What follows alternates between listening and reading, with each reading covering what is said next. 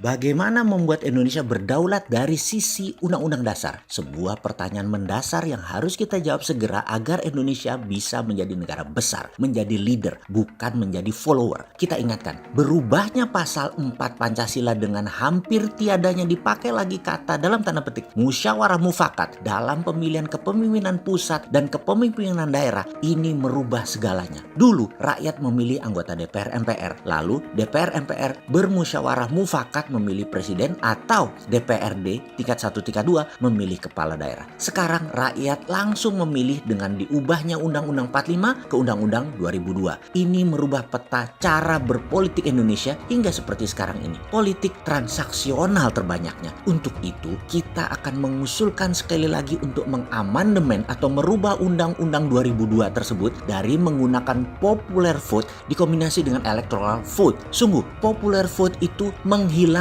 budaya Nusantara bermusyawarah, menghilangkan sila keempat di Pancasila. Bagaimana sih maksudnya? Begini kita uraikan. Untuk menjadi presiden dulu dengan Undang-Undang 2002, syaratnya adalah popular vote, yaitu suara terbanyak yang menang. Kalau sekarang kita mau usulkan, kita ubah, kita kombinasi. Suara rakyat tersebut atau popular vote tersebut hanya 80%. Jadi sekali lagi, popular vote hanya 80% haknya. Yang 20% adalah suara electoral vote, yaitu anggota DPR 10%, anggota MPR 5%, anggota DPA Dewan Pertimbangan Agung yang akan kita hidupkan lagi alias DPD versi asli, di mana ulama, pemimpin adat, pemimpin daerah, pemimpin agama ada di situ dan mereka punya 5%. Misalnya di tahun 2024 nanti ada 3 pasang calon. Hasil pilihan raya akhir adalah Prabowo Puan suaranya 35%, Anies Ridwan Kamil suaranya 35%, Bosman sama Said Agil misalnya 30%. Ini contoh loh ya, biar paham, jangan misu-misu dulu. 100% suara popular vote itu hanya 80%. Disinilah electoral vote bermain dan perannya mereka dilakukan dengan bermusyawarah. Jadi ketiga paslon tadi akan memaparkan visi dan misinya di depan DPR, di depan MPR,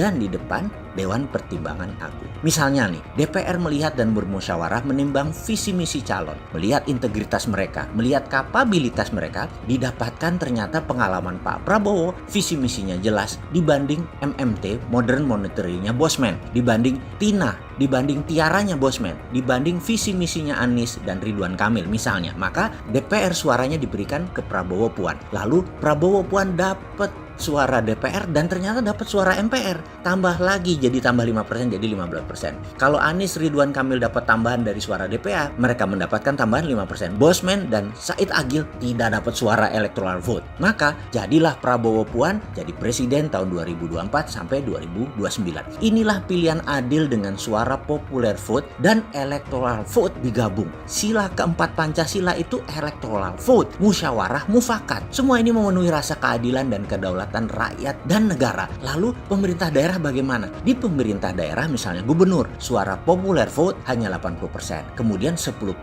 adalah suara DPRD, yang 10% lagi presiden. Kalau di kabupaten kota bagaimana? Suara popular vote 80%, suara DPRD tingkat 2 10%, suara gubernur 5%, suara presiden 5%. Dengan cara ini tidak akan ada lagi bupati yang tidak sinergi dengan gubernur. Bupati dan gubernur tidak akan lagi tidak sinergi dengan presiden. Semua ini inline, sejalan dengan pusat. Arah negara dan pemerintahan satu arah semua. Setidaknya mayoritas. Inilah yang membuat negara Indonesia menjadi negara pemenang, menjadi negara berdaulat. Gabungan antara popular vote dan electoral vote akan menjadikan Indonesia negara yang unik, kuat, dan kompak. Dan yang jadi pertanyaan, siapkah Indonesia berubah? Siapkah Indonesia suara rakyat diberi pembobotan semacam ini? Atau lebih enak seperti sekarang, rakyat diminta suaranya 5 tahun sekali, lalu selama 5 tahun rakyat diminta untuk tidak bersuara.